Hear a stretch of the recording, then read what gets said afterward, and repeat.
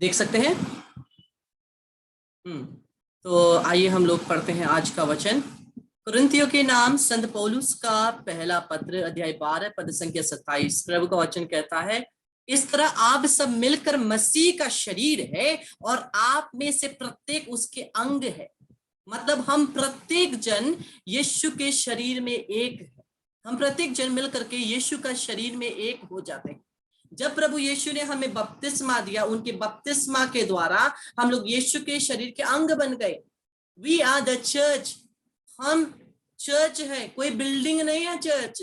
हम और आप मिलकर के चर्च बनता है। हम और आप मिलकर द कम्युनिटी ऑफ बिलीवर्स, हम और आप मिलकर के कलीसिया बनती है। और मैं और आप यह प्रभु के शरीर का भाग है, अंग है। और हम आगे देखते हैं प्रभु का वचन क्या बोलता है। कुरिन्थियों के नाम संत पौलुस का पहला पत्र, अध्याय 12 पद संख्या 26। यदि एक अंग को पीड़ा होती है तो उसके साथ सभी अंग को पीड़ा होती है। प्रभु का वचन कहता है, यदि एक अंग को पीड़ा होती है, यदि एक अंग को पीड़ा होती है तो उसके साथ सभी अंगों को पीड़ा होती है। कृष्ण मेरे प्यारे भाइयों और बहनों, अगर हम यीशु के शरीर के अंग है और अगर एक अंग को पीड़ा पाने मिलने के द्वारा सभी पूरे शरीर को भी, दूसरे अंगों को भी पीड़ा होती है, तो ऐसा ना हो कि हमारे कारण, हम जो यीशु के शरीर के अंग है, हमारे कारण यीशु के शरीर में की पीड़ा ना पहुंचे। ऐसा ना हो कि हमारे कारण हमारे पीड़ा के कारण यीशु के शरीर में पीड़ा पहुंचे। ये हमें ध्यान रखना है। हमें फाउंडेशन देख लिया, हम लोगों ने इनिशियल रिट्रीट अटेंड कर लिया। अब ये ग्रोथ रिट्रीट है, हमें ग्रो करना है। हम जो हैं, जो थे, वहां से आगे बढ़ना है, वहां से ऊंचा उठना है। क्योंकि अब केवल हम संसार में जन्मे हुए इंसान नहीं है। हम लोग यीशु के शरीर के एक भाग है। हम लोग स्वर्ग के निवासी है, जिसको यीशु के शरीर के द्वारा खरीदा गया। और हमारा कर्तव्य और भी ज्यादा और गहरा है। हमारा कर्तव्य और भी ज्यादा और गहरा है। हमारा कर्तव्य केवल ये संसार में जो हमें करना है वो करके जाना नहीं है। अगर हम वो सोच रहे हैं तो हम अपने आप को धोखा दे रहे हैं, हम प्रभु के अंगों को धोखा दे रहे हैं। क्योंकि हम लोग यीशु के शरीर के अंग होने के द्वारा भी हम लोगों के कारण, हमारे शरीर के कारण, हमारे जीवन के कारण यीशु के शरीर में पीड़ा पहुंच रही है। मैं और आप दोनों, मैं अक्सर अपने आप को यह प्रश्न पूछता हूं, मेरे कारण क्या यीशु के शरीर में पीड़ा पहुंच रही है? कभी कभी मुझे उत्तर मिलता है हाँ, कभी कभी मुझे उत्तर मिलता है हाँ, हम एक एक के कारण पीड़ा पहुंच रही है। बल्कि हमें यीशु के शरीर में सांत्वना देनी चाहिए। यीशु के घावों में जो इतने पूर्ण रूप से दुखित है, उसको हमें सांत्वना देनी चाहिए। लेकिन क्या हम सांत्वना दे पा रहे हैं?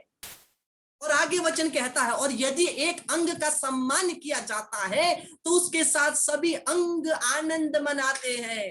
कृष्ण मेरे प्यारे भाई और बहनों, एक अंग के कारण पूरा शरीर पूर्ण रूप से पीड़ा में पड़ता है। हमारे शरीर में एक कहीं जगह चोट लगती है, हमारा पूरा शरीर हम लोगों को अच्छा नहीं लगता है। We do not feel at ease। अगर हमारा एक थोड़ा सा अंग कुछ हो गया, और ऐसे ही प्रभु के अंग के भागीदार हम हैं। अगर हम लोगों ने अपने कर्तव्य को अभी तक नहीं समझा है, the great responsibility that has been handed down to us by the Lord by becoming one into his body। यीशु के शरीर में एक होने के द्वारा जो गहरा और बड़ा कर्तव्य हमें मिला है, उससे हमें अभी इसी वक्त हमें पहचानना है। कभी कभी क्या होता है, एक व्यवहार के कारण लोग क्या बोलते हैं, देखो क्रिश्चियन ऐसे होते हैं, देखो क्रिश्चियंस ऐसे होते हैं। एक अंग के कारण पूरे अंग में धब्बा लग जाता है, एक अंग के कारण। इसलिए कर्म में, विचार में, बोली में अगर हमारा पवित्र वचन नहीं है तो हम कुछ भी नहीं। अगर हम कर्म में, विचार में, जीवन में वचन नहीं है, हम केवल यीशु के शरीर में पीड़ा दे रहे हैं।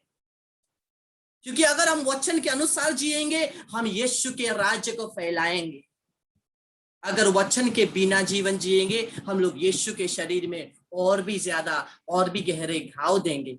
हम लोग यीशु के पवित्र हृदय को देखा है। यीशु के पवित्र हृदय के बीचों बीच क्या है? कांटों का मुकुट है।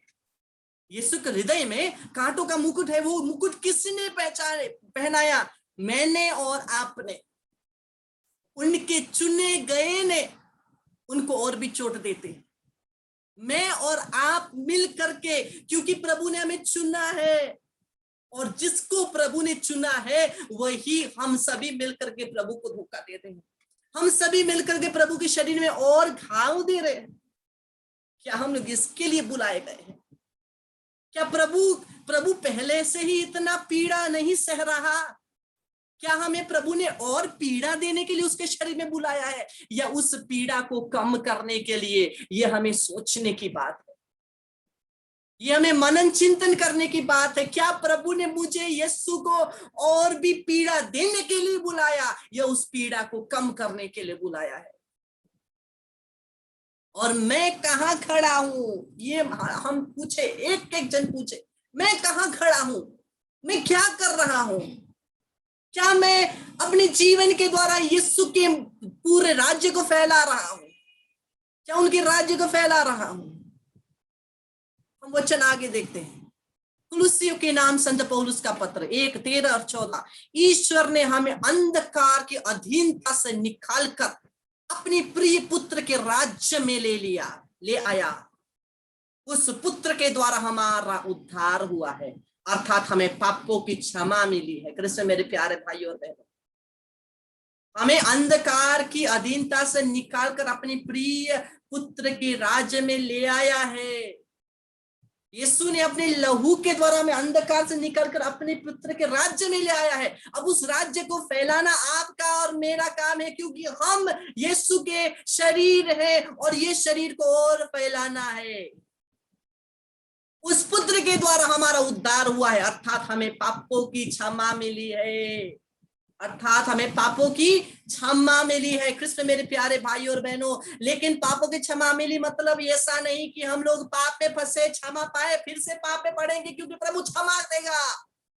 जरूर प्रभु क्षमा देता है, प्रभु दया है, लेकिन हमें उन कमजोरियों से ऊपर उठना है। मैं जब एक साउथ इंडिया के एक जन से मैं गाइडेंस दे रहा था, काउंसलिंग दे रहा था, बहुत लंबा हो गया है, शायद 1 साल 2 साल जैसा हो गया है, मैंने उनको गाइडेंस देना शुरू किया। और वो बोलते हैं, ब्रदर जी बार बार मैं कमजोरी में फंसता हूँ, बार बार मैं पाप में फंसता हूँ। मैंने कहा, अरे भाई वचन को पढ़ो। और वो बोलते हैं, ब्रदर मुझे पवित्र आत्मा चाहिए, जब तक पवित्र आत्मा नहीं आएगा मैं वचन को कैसे पढ़ूं? अरे मैंने बोला, अरे पहले वचन पढ़ो, तभी तो पवित्र आत्मा की शक्ति एक्टिवेट होगी। वो बोलता है, मुझे पवित्र आत्मा चाहिए। क्या मुझ में और आप में पवित्र आत्मा पहले से ही नहीं है? अगर पवित्र आत्मा हम में नहीं, इसका मतलब हम लोग का बपतिस्मा नहीं हुआ है, क्योंकि बपतिस्मा के द्वारा पवित्र आत्मा हम में है। बपतिस्मा के द्वारा पवित्र आत्मा हम में है, और जिस आत्मा के द्वारा हम ईश्वर की संतान होते हैं, क्योंकि रोमन्स 8:9 रोमियो के नाम का पत्र 8 और 9 हम लोग बार बार पढ़े हैं। जिसमें मसीह का आत्मा नहीं, वो मसीह का नहीं है। हो सकता है वो अग्नि बुझी हुई हो सकता है वो अग्नि बुझी हुई हो, लेकिन आत्मा है, पवित्र आत्मा है, उसको जलाना है। कैसे? वचन के द्वारा, केवल हालेलुया बोल करके नहीं, वचन के द्वारा, वचन के द्वारा, वचन के द्वारा, केवल वचन। और बिना वचन के हम लोग के अंदर विश्वास भी नहीं आएगी। वचन क्या बोलता है? विश्वास कहां से आता है? सुनने के द्वारा। क्या सुनने के द्वारा? पवित्र वचन सुनने के द्वारा। अगर हम वचन नहीं पढ़ेंगे, हमें नहीं पता यीशु कौन है। अगर हमें वचन नहीं पता, हमें नहीं पता हम क्या के लिए बुलाए गए, हमारा बुलाहट क्या है, हमारे अंदर क्या शक्ति दी गई है। प्रत्येक के अंदर वो शक्ति है। कृष्ण मेरे प्यारे भाई और बहनों, प्रत्येक व्यक्ति शैतान के सामने खड़ा होकर के छाती सीना तान करके शैतान के सामने खड़ा हो सकता है, उसको भगा सकता है, उसके शक्तियों को नष्ट कर सकता है, जादू टोना को तोड़ सकता है। ना कि हम लोग डरे, हम आज डर रहे हैं, हम उस शैतानी शक्तियों से भाग रहे हैं, हम छिप रहे हैं, लेकिन प्रभु ने हमें उसके लिए नहीं बुलाया। प्रभु ने हमें उस शैतान के साथ लड़ने के लिए बुलाया। अगर शैतान के साथ लड़ने का हमें कोई अधिकार नहीं, तो इसका मतलब हमारे लिए यीशु के लहू का कोई मूल्य नहीं है। यीशु के लहू, यीशु का नाम में ही हमारी शक्ति है, यीशु में हमारी शक्ति। और यीशु कौन है? यीशु शब्द है, यीशु वचन है। वचन को पढ़े, वचन के पढ़ने के द्वारा वचन हमें तोड़ेगा, वचन हमें बदलेगा, वचन हमें बदलेगा।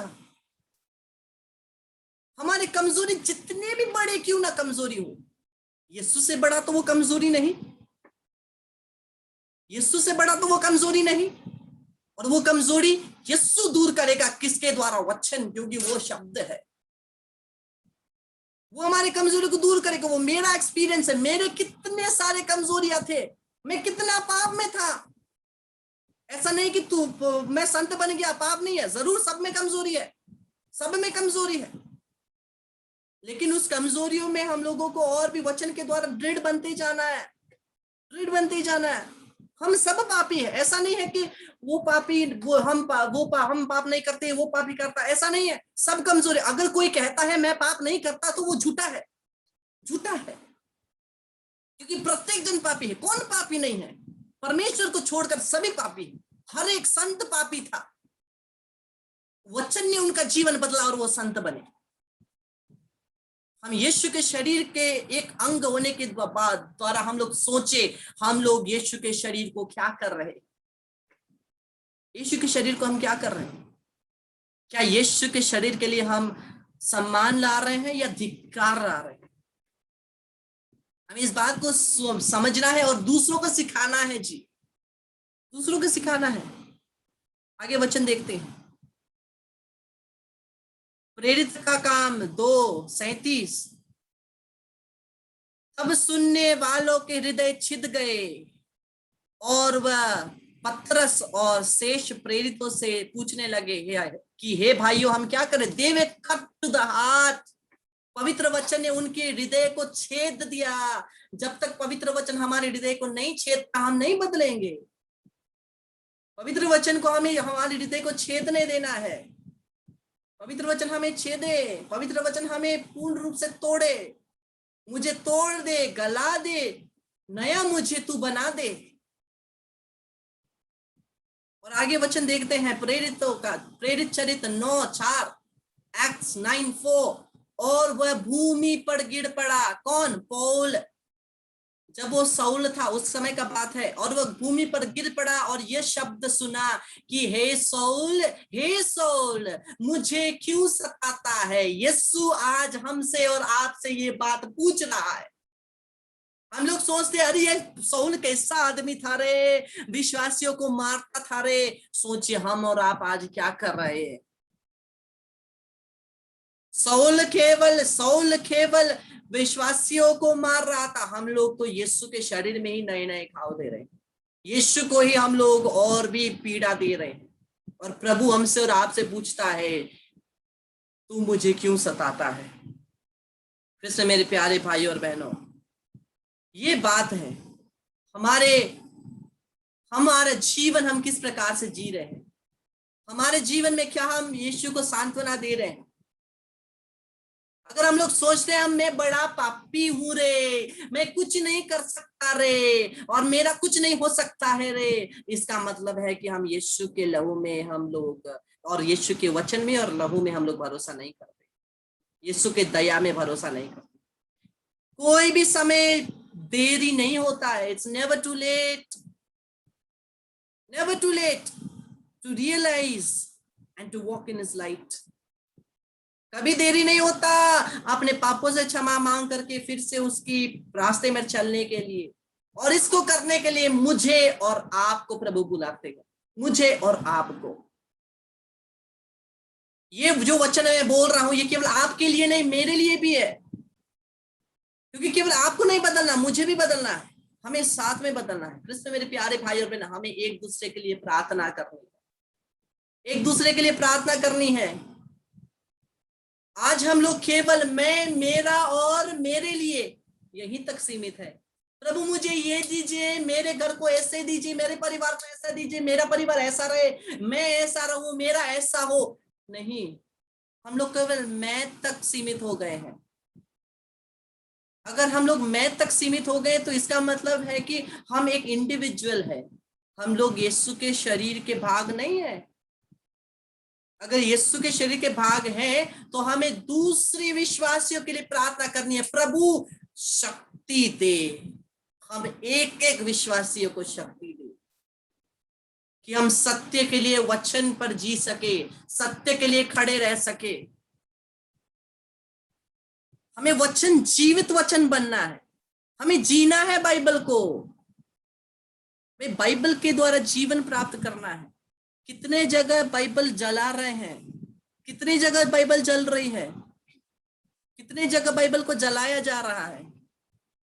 अगर हम लोग जीवित बाइबल बनेंगे तब बाइबल कभी जलाई नहीं जाएगी, कभी जलाई नहीं जाएगी। अगर हम लोग बाइबल को याद नहीं करेंगे, नहीं पढ़ेंगे, उसको नहीं जिएंगे, ऐसे बाइबल जलाते जलाते संसार का सब बाइबल जल जाएंगे और खत्म। हमें बनना है जीवित बाइबल। वो बाइबल रख करके कोई फायदा नहीं है। बाइबल कितने जल रहे हैं, क्या हमें कुछ इफेक्ट हो रहा है? क्या हमें इफेक्ट कुछ हो रहा है? हम लोग बोलते हैं देखो तो ऐसा हो रहा है, कितने बुरे लोग हैं, कितने ऐसा हो रहा है। क्या उसके द्वारा हम कुछ सीख ले रहे हैं? क्या उसके द्वारा हम कुछ, मैं कुछ सीख पा रहा हूं? क्या वो मुझे इफेक्ट कर रहा है? वो भी तो यीशु के शरीर का अंग है। क्या वो अंग के कारण मैं इफेक्ट हो रहा हूं? क्या उसके कारण मेरे अंदर प्रभु के लिए जीने की उत्साह आ रही है, प्रभु के लिए काम करने की उत्साह आ रही है? यीशु के जितने भी राज्य है फैलाने की मुझे में वो आ रही है एक जोश। हम प्रत्येक जन कमजोर है, ऐसा नहीं है कि मैं कमजोर नहीं हूं, ये कमजोर नहीं है, वो कमजोर नहीं है, केवल ये कमजोर है, ऐसा नहीं है। प्रत्येक कमजोर है। जो फीलिंग मुझे आती है वो फीलिंग आपको भी आती है। जो थॉट, जो दिमाग में बातें आपको आती है वो मुझे भी आती है। हम सबको वह बातें आती है। लेकिन हमें क्या करना है? उन सभी चीजों से उठ करके एक बड़े रेस्पॉन्सिबिलिटी के लिए काम करना है, एक बड़े कर्तव्य के लिए कार्य करना है। वो बड़ा कर्तव्य क्या है? यीशु के अंग को बढ़ाना, यीशु के अंग को बढ़ाना, यीशु में बने रहना। केवल अकेले स्वर्ग जाना नहीं, तो लेकर के आना, सबको लेकर के जाना। कभी कभी जब हम लोग पवित्र आत्मा से परिपूरित हो जाते हैं, प्रार्थना करते हैं, कोई बात नहीं, तू मेरे पास प्रार्थना कर रहे हो, मैं प्रार्थना कर दूंगा, हो गया। सिखाएं, अगर हम प्रार्थना करना जानते हैं सिखाएं। मैं कर दूंगा नहीं, मैं करूंगा, लेकिन तुम भी सीखो। दुख की बात है, कितने प्रार्थना करने वाले आज केवल वही प्रार्थना करने चाहते हैं, वो दूसरों को नहीं सिखाना चाहते हैं, दूसरों को आगे बढ़ने नहीं देना चाहते हैं। अगर थोड़ा आगे बढ़ते हैं तो इधर उधर करके कुछ ना कुछ प्रॉब्लम लाते हैं। ऐसा नहीं है। हमें एक साथ स्वर्ग की ओर जाना है, हमें एक साथ स्वर्ग की ओर जाना है। यीशु के शरीर के अंग में कोई नीचा कोई ऊंचा नहीं है, सब समान है, सब यीशु के हैं। सभी ने वही बपतिस्मा पाया है, सभी वही यीशु के लहू के द्वारा स्पर्श किए गए हैं, वही यीशु के लहू के द्वारा बच गए हैं। और वचन के द्वारा हम लोग अपने अंदर के अग्नि को जलाएं। उस पवित्र आत्मा के अग्नि को जलाना है वचन। Tap into the power of the word to activate the power of the spirit. पवित्र आत्मा के उस अग्नि को जलाने के लिए वचन को ध्यान दे, वचन को ध्यान दे। मैं आपको बोलता हूं, ये सच्ची बात है, जब से मैंने ये वचन के बारे में प्रीचिंग करना शुरू की, डायरेक्टली, ये कुछ ही दिन हुए हैं ना, कुछ ही दिन हुए, डायरेक्टली मैं वचन के बारे में बोल रहा हूं। ये वचन के द्वारा मुझे फीलिंग हो रहा है कि कितना मैं बदल गया, कितना मैं बदल गया हूं। और मैं देख पा रहा हूं कि मैं कहां गिर रहा था, कहाँ गिर रहा था। इसका मतलब ये वचन केवल मैं आपके लिए नहीं बोल रहा हूं, आप और मुझे साथ में आगे बढ़ना, साथ में चलना है। ऐसा नहीं है कि ब्रदर तो पवित्र है, ब्रदर ऐसा है, ब्रदर वैसा है, वो कोई बात नहीं। नहीं, आप जितने कमजोर हैं मैं भी उतना कमजोर हूं। आपको जितनी प्रार्थना की जरूरत है मुझे भी उतनी प्रार्थना की जरूरत है। हमको साथ जाना है, साथ चलना है। लेकिन अगर हम लोग ये बाइबल वचन में साथ नहीं चले तो कोई फायदा नहीं, क्योंकि ये बाइबल वचन हमें दिखाएगी क्या सही है क्या गलत है। ये बाइबल वचन हमें तोड़ेगी, जलाएगी, गलाएगी, तभी हम लोग यीशु के उस जीवन जल में मिक्स हो पाएंगे। जैसे मैंने कहा, जब तक आप तोड़ेंगे नहीं, पाउडर नहीं बनाएंगे, पानी में नहीं घुलेगा कोई भी चीज। वैसे ही जब तक आप टूटाए नहीं जाएंगे, तोड़े नहीं जाएंगे, तब तक नहीं होगा। तब तक हम लोग पूर्ण रूप से उस जीवन जल में घोले नहीं जा सकते। हम लोग बोलते हैं यीशु आइए मेरे जीवन में, आइए आइए मेरे घर में, आइए आइए मेरे परिवार में आइए। लेकिन केवल केवल आइए बोलना काफी है क्या? केवल आइए बोलना काफी है? नहीं, हमें जीना भी है। हमें पूर्ण रूप से अपने जीवन के द्वारा हमें उनका निमंत्रण देना है। तो हम क्या के लिए बुलाए गए हैं? सुसमाचार सुनाने के लिए, अपने जीवन के द्वारा, जीवन के द्वारा। तो प्रभु को धन्यवाद देते हैं, प्रभु की स्तुति करते हैं, प्रभु को महिमा देते हैं। और आइए हम इस गाने के द्वारा बोलेंगे, सुनावा सुसमाचार वचन, सुनावा सुसमाचार। उसके बाद हम लोग तुरंत इसी लिंक के द्वारा पवित्र आराधना, चंगाई, छुटकारा और अभिषेक के लिए ज्वाइन करेंगे।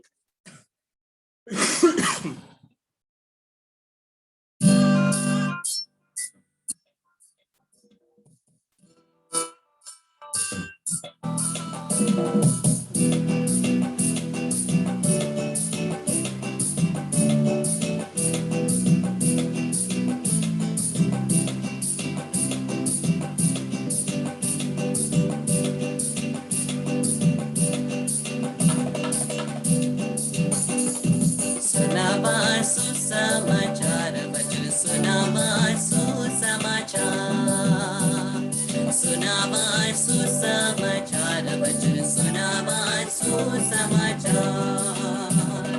मेरे जीवन में सुसमाचार, सुसमाचार।